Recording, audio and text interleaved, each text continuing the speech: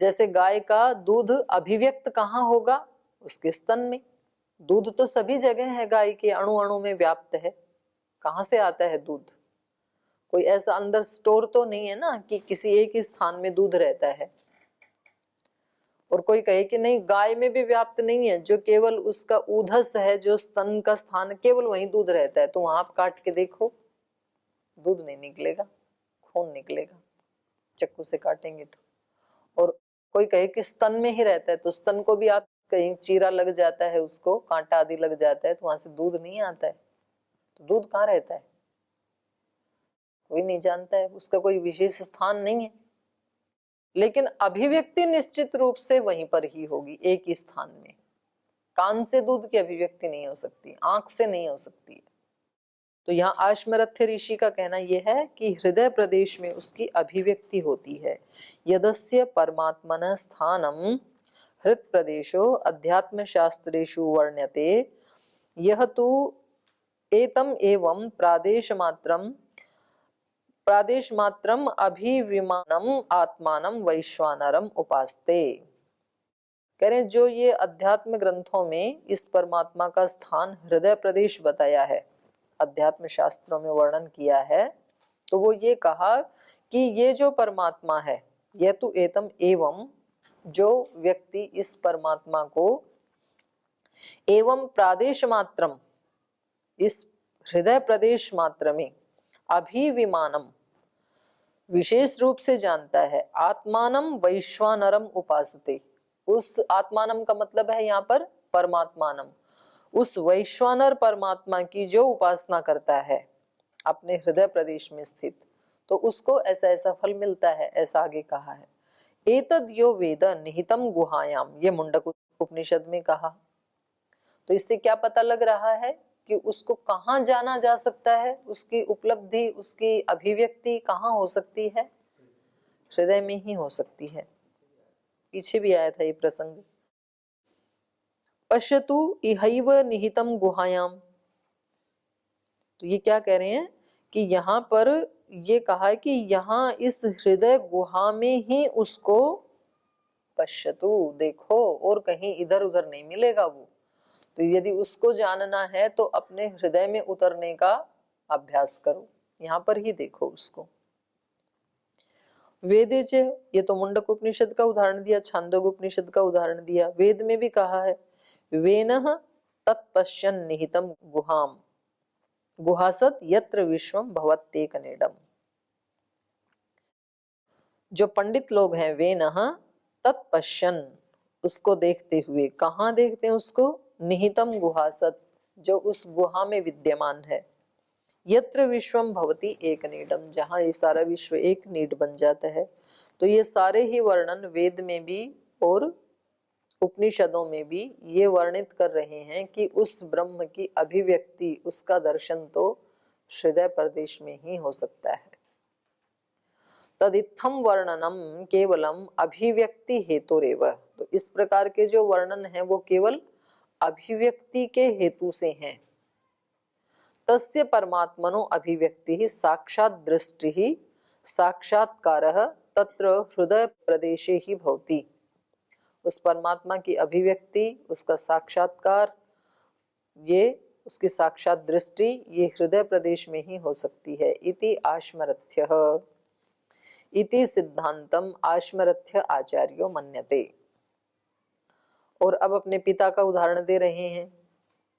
बादरायण व्यास हैं, बादरी ऋषि के पुत्र हैं, तो कह रहे हैं अनुस्मृतेर बादरी ही, कह रहे हैं हमारे पिताजी बादरी भी ऐसा ही मानते हैं। अनुस्मृते, स्मृति का मतलब है विशेष ध्यान, विशेष योग्यता। यहाँ स्मृति का मतलब वो प्रमाण विपर्य विकल्प निद्रा स्मृति वाली वृत्ति स्मृति नहीं है, बल्कि जो गीता में आया ना, नष्टो मोह स्मृतिर्लब्धा, स्मृति का मतलब है अच्छे, अपने सच्चे स्वरूप का एहसास, जो अपना निज स्वरूप है, आत्म स्वरूप है, उसकी अनुभूति कि मैं सच्चिदानंद स्वरूप आत्मा हूं। तो ऐसी जो अनुभूति, उसको स्मृति कहा यहाँ पर। अनुस्मृते बादरी, बादरी ऋषि का कहना यह है कि विशेष स्मृति या विशेष ध्यान का स्थान है हृदय। विशेष स्मृति वहीं पर ही होगी उत्पन्न। सामान्य स्मृति तो मन में बुद्धि में हो जाएगी, जो स्मृति वृत्ति है, लेकिन जो विशेष स्वरूप की अनुभूति है वो हृदय प्रदेश में ही होगी। अनुस्मृते बादरी। बादरी आचार्यो व्यासस्य पिता तु अनुगत्य स्मरणम अनुस्मृति ही विशेष ध्यानम। अनुगत्य स्मरणम माने अनुगत करके स्मरण, अर्थात अनुस्मृति ही, अनुस्मृति का ही अर्थ है विशेष ध्यानम, विशेष ध्यान। तस्मात् विशेष ध्यानात् मनोयोग ध्यानादेव परमात्मन स्थानम हृदय प्रदेशम मन्यते। कह रहे हैं विशेष ध्यान के कारण। क्यों? मनोयोग ध्यानादेव, मनोयोग के ध्यान से, माने मन का आत्मा के साथ जब विशेष संबंध होगा उसको कहेंगे विशेष मनोयोग। और क्योंकि मन भी कहाँ रहता है? हृदय प्रदेश में ही रहता है। हृत प्रतिष्ठम यद जिरम, तो हृत प्रतिष्ठ है ना वो भी। तो कह रहा विशेष ध्यानाद मनोयोग ध्यानाद एव, मन का विशेष योग हो गया है जिस आत्मा के साथ, ऐसे ध्यान के द्वारा ही परमात्मनः स्थानम हृदय प्रदेशम मन्यते, उस परमात्मा का स्थान भी हृदय प्रदेश ही माना है। क्योंकि मन हृदय में स्थित है और मन का विशेष संयोग आत्मा से होता है और उस आत्मा में प्रतिष्ठित परमात्मा है। तो तीनों हृदय प्रदेश में ही प्रतिष्ठित है ना, तो इसलिए वहां पर ही उसका दर्शन होता है। तो इसलिए यहाँ विशेष ध्यान की दृष्टि से, विशेष ध्यान जो है वो हृदय प्रदेश में ही होता है, उस दृष्टि से यहाँ पर बादरी ऋषि मानते हैं। यतो ही मनस स्थानम हृदय प्रदेश हृत प्रतिष्ठम यद जिरम जविष्ठम तन्मे मनः शिव संकल्पमस्तु। ध्यानम, ध्यानम मतलब विशेष ध्यानम वा मनसा ही क्रियते। विशेष ध्यान भी मन के सहयोग से ही होता है ना।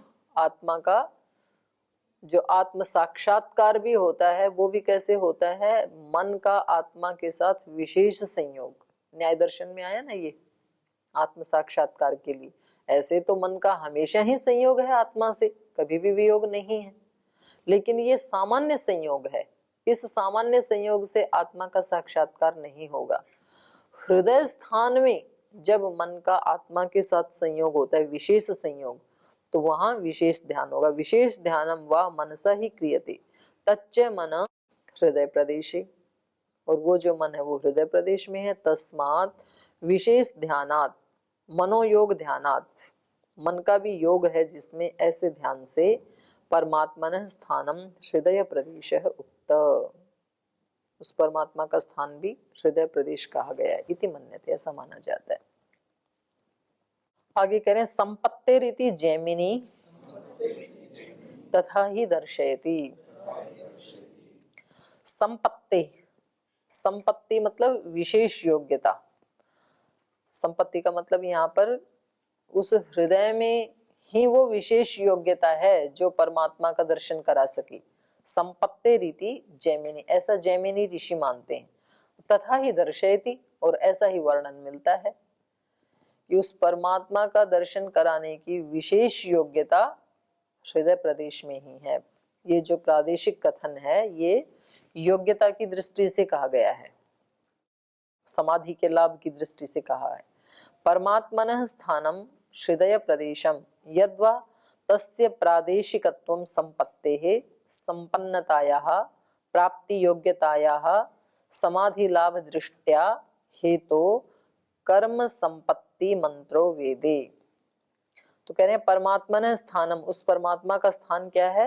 हृदय प्रदेशम, हृदय प्रदेश माना है। यद्वा तस्य प्रादेशिकत्वम, तो ये जो उस परमात्मा का प्रादेशिकत्व बताया है वो हृदय स्थान में मिलता है, तो उस स्थान का जो वर्णन किया है ये किस दृष्टि से है? संपत्ति है।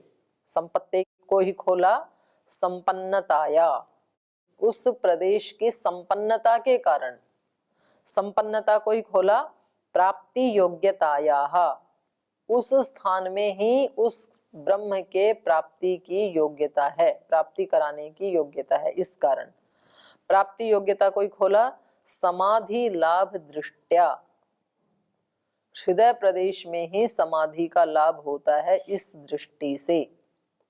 तो इस हेतु से कर्म संपत्ति मंत्रो वेदे, ये निरुक्त का वचन है। इसका अर्थ है कर्मणाम संपत्ति। कर्मणाम संपत्ति का मतलब है कर्मणाम योग्यता, तथा अत्रपि ब्रह्म दर्शन योग्यता संपत्ति हेतु तस्मात् इति जैमिनी। कर्मणाम संपत्ति, कर्म की संपत्ति का अर्थ है कर्म की योग्यता। तो किसी खास कर्म को करने की योग्यता किसी खास अंग में ही होती है ना। जैसे रूप को देखने की योग्यता चक्षु में ही होती है, शब्द को जानने की योग्यता श्रोत्रेंद्रिय में ही होती है।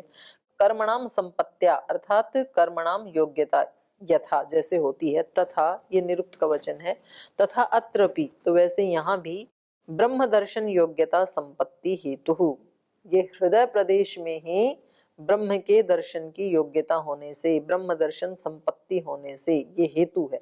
तस्मात् इस कारण से।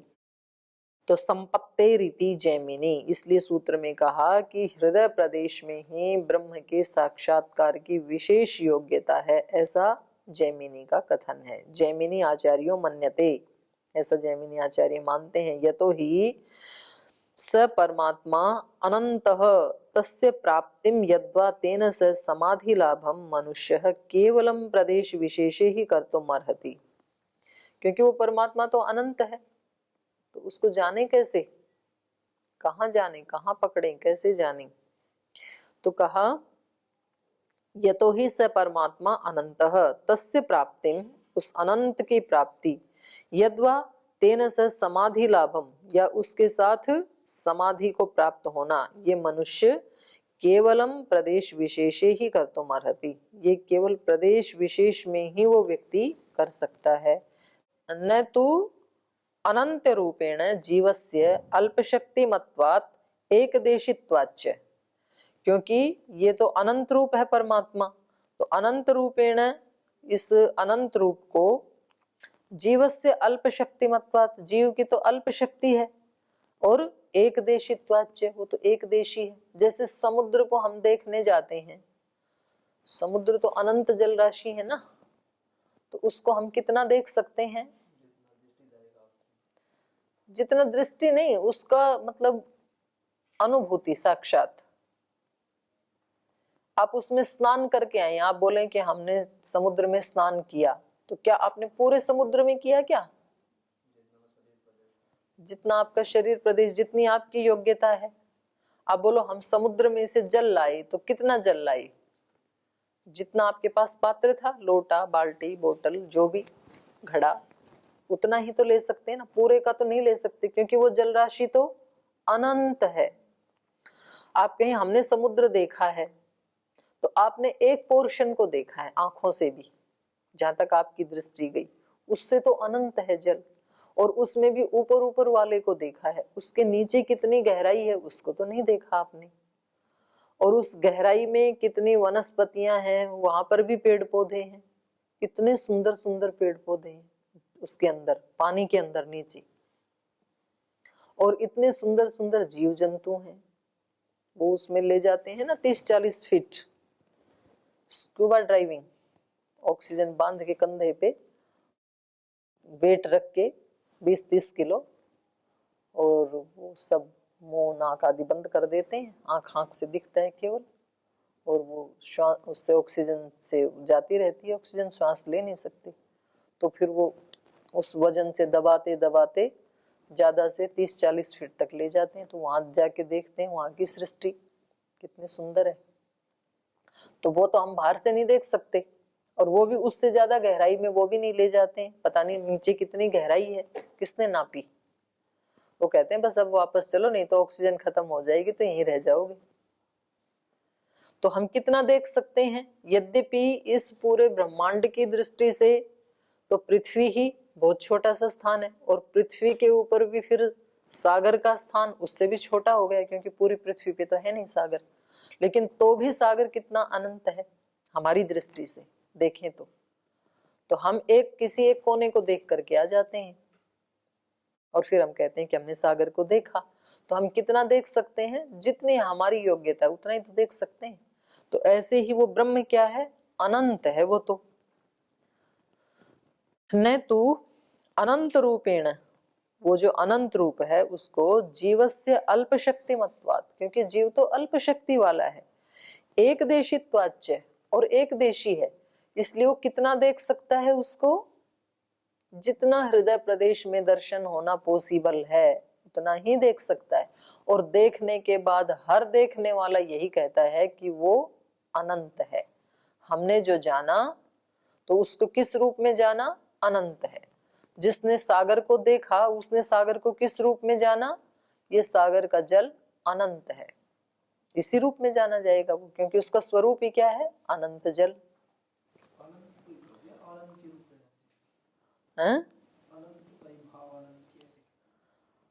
न तो अनंत्य रूपेण, अनंत का भाव ही अनंत्य हो जाएगा, तो वो तो अनंत रूप है, उसका तो कोई अंत नहीं है। तो उसको हम कितना देख सकते हैं? जितनी हमारी अल्प शक्ति है। जीवस्य अल्प शक्ति मत्वात् एक देशित्वाच्य, एक ही देश में रहता है तो हृदय प्रदेश में जितनी अनुभूति हो सकती है, उसकी जितनी अभिव्यक्ति हो सकती है उतना ही ये देख सकता है। तो ये विशेषता केवल हृदय प्रदेश की ही है, विशेष योग्यता है ये इसकी। इस रूप में ही जानते हैं कि वो अनंत है, क्योंकि पूरा वो कोई उसकी लिमिट है ही नहीं ना, उसका स्वरूप ही अनंत है, तो अनंत ही जानेंगे। अनंत को तो अनंत रूप में ही जाना जा सकता है, जो शांत है ही नहीं तो उसका अंत कोई जानेगा कैसे? यथा ही समुद्रस्य प्राप्तिम न कश्चित जन सर्वतो भावेन कर्तुम शक्नोति, जैसे समुद्र की प्राप्ति कोई व्यक्ति सर्वतो भावेन कर्तुम न शक्नोति, क्योंकि समुद्र तो अनंत है। किंतु केवलम तस्य प्रदेश विशेषम एवं साक्षात करोति, उसके किसी प्रदेश विशेष का ही वो व्यक्ति साक्षात्कार कर सकता है। तद्वत अत्रपि विज्ञेयम, तो ऐसे ही यहाँ भी जान लेना चाहिए। तथा ही दर्शयति, और वैसा ही दिखाया है शास्त्रों में, उसके बारे में यही बताया है कि वो अनंत है।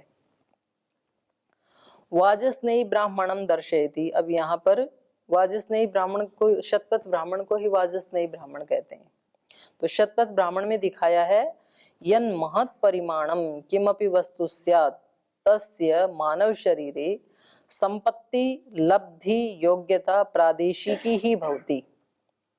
शतपथ ब्राह्मण में बताया यन महत् परिमाणम किमपि वस्तु स्यात्, जो भी कोई वस्तु महत् परिमाण वाली होवे, तस्य मानव शरीरे संपत्ति, तो उस महत् परिमाण वाली वस्तु की मानव शरीर में संपत्ति, संपत्ति मतलब लब्धि, लब्धि मतलब योग्यता, प्राप्त करने की योग्यता, प्रादेशिकी ही भवति, एक प्रदेश मात्र का ही ग्रहण करने की योग्यता होगी ना मानव शरीर में, तो उसकी।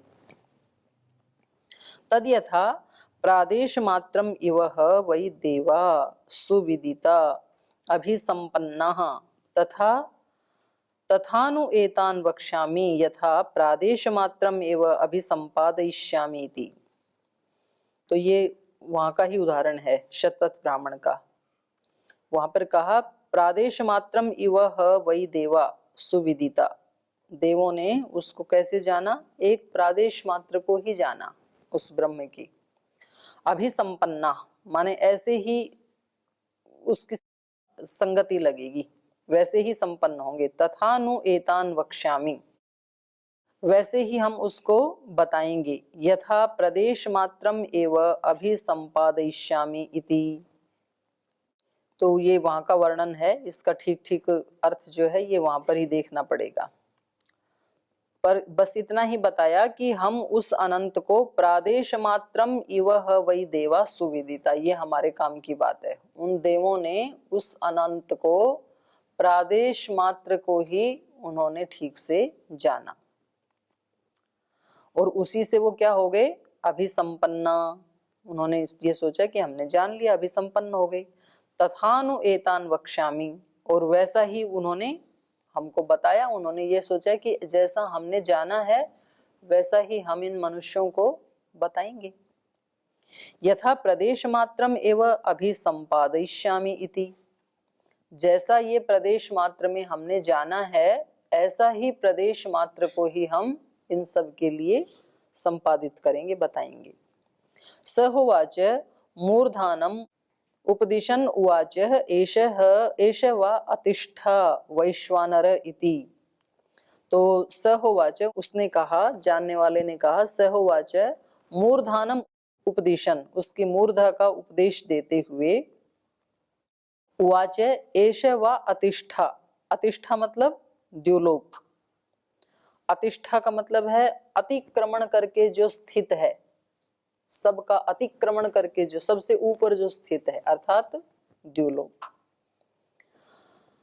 तो उन्होंने कहा एष वा अतिष्ठा वैश्वानर, ये जो द्युलोक है, ये जो सब का अतिक्रमण करके स्थित है, वो ही कौन है? वैश्वानर, ऐसे बताया उन्होंने। चक्षुषी उपदिशन मतलब वो उनके पास गए थे ना, उद्यालक के पास, और वहां उपनिषद में बताया है उसके पास गए थे, अश्वपति के पास। तो उन्होंने सिर की तरफ इशारा करके उन्होंने कहा कि ये जो द्युलोक है ये क्या है? सहोवाच, उस अश्वपति ने या उद्यालक ने कहा, मूर्धानम उपदिशन, मूर्धा का उपदेश देते हुए, मूर्धा को दिखाते हुए, इशारा करते हुए उन्होंने कहा कि ये उसकी अतिष्ठा, अतिष्ठा एष वा अतिष्ठा वैश्वानर, ये मूर्धा वैश्वानर है, द्युलोक वैश्वानर है। चक्षुषी उपदिशन उवाच एष सुतेजा वैश्वानर, और फिर चक्षु की तरफ इशारा करके कहा कि ये जो सुतेजा, ब्रह्मांड को पिंड में लाने की कोशिश कर रहे हैं अश्वपति, कि जैसे ब्रह्मांड में द्युलोक है वो वैश्वानर है, ऐसे पिंड में इधर इशारा किया कि ये मूर्धा ही वैश्वानर है। जैसे वहां सूर्य चंद्र सुतेज वाले, ऐसे यहाँ पर चक्षु ही वैश्वानर है। नासी के उपदेशन, और नासिका की तरफ उपदेश करते हुए, इशारा करते हुए वाचे एष वै पृथक वर्तमा वैश्वानर है, ये वायु रूप वैश्वानर है। नासिका में वायु रूप वैश्वानर है। और मुख्यम आकाशम उपदिशन उवाचे एष वै बहुलो वैश्वानर, मुख्यम एवं मुखम, मुख की तरफ, क्योंकि शरीर में मुख ही मुख्य है, इसी से तो सारा व्यवहार चलता है।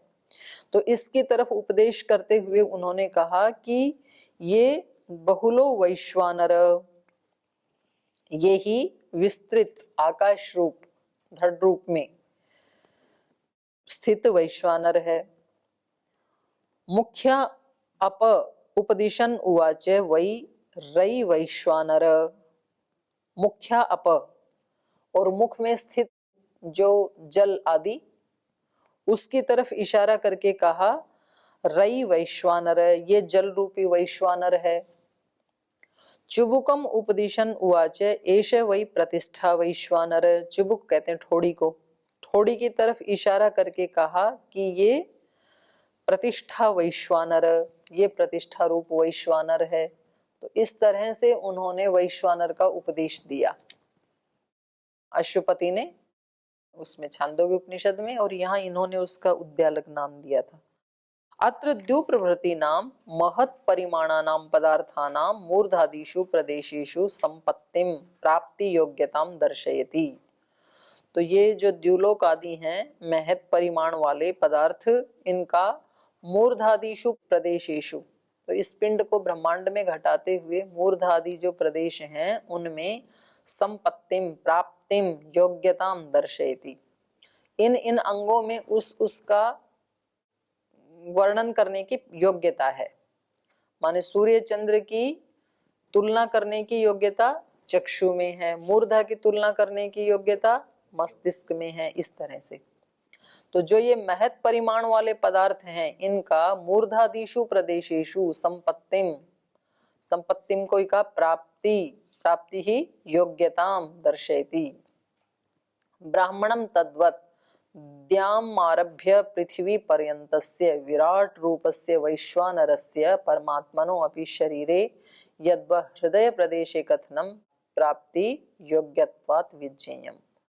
तो कह रहे हैं ये ब्राह्मणम, ये जो ब्राह्मण ग्रंथ है, तद्वत जैसे बाहर वर्णन किया है वैसे ही द्याम आरभ्य, द्युलोक से प्रारंभ करके पृथ्वी पर्यंतस्य, पृथ्वी पर्यंत जो विराट रूप है उस वैश्वानर परमात्मा का, वो शरीरे, शरीर में, यद्वा हृदय प्रदेशे, या शरीर में भी हृदय प्रदेश में कथनम, हृदय प्रदेश में उसका कथन किया है, क्योंकि प्राप्ति योग्यत्वात्, क्योंकि हृदय प्रदेश में ही उसकी प्राप्ति की योग्यता है, ऐसा जान लेना चाहिए। लास्ट में कहा आमनंती चैनम अस्मिन, आमनंती मतलब पठंती, इस ब्रह्म को इस हृदय प्रदेश में ही कहा गया है।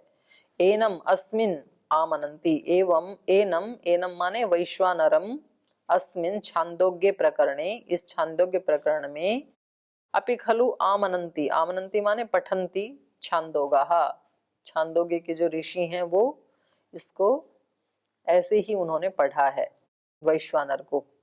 अथवा यथा द्यु प्रभृतीनां पदार्थानां प्रदेश विशेषे संपत्तिरुक्ता तथैव एनं वैश्वानरं च अस्मिन् प्रकरणे प्रादेशिक रूपेण पठन्ति, वैसे ही यहाँ इसको वैश्वानर को प्रादेशिक रूप से पढ़ा है। कैसे? पुरुषे अंतः प्रतिष्ठितम वेद, ये शतपथ ब्राह्मण का वाक्य है। जो पुरुष वैश्वानर पुरुषे अंतः प्रतिष्ठितम, इस पुरुष के अंतःकरण में प्रतिष्ठित है, उसको वेद, उसको जानो। तस्माद् अत्र वैश्वानर परमात्मा एव विज्ञेय न अन्य, इसलिए इस प्रकरण में वैश्वानर शब्द से अध्यात्म प्रकरण में ब्रह्म को ही जानना चाहिए, अन्य सूर्य या अग्नि, जठराग्नि आदि को नहीं जानना चाहिए।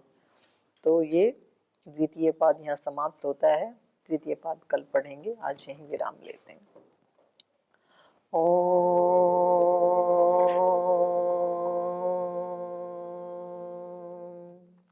शांति शांति शांति।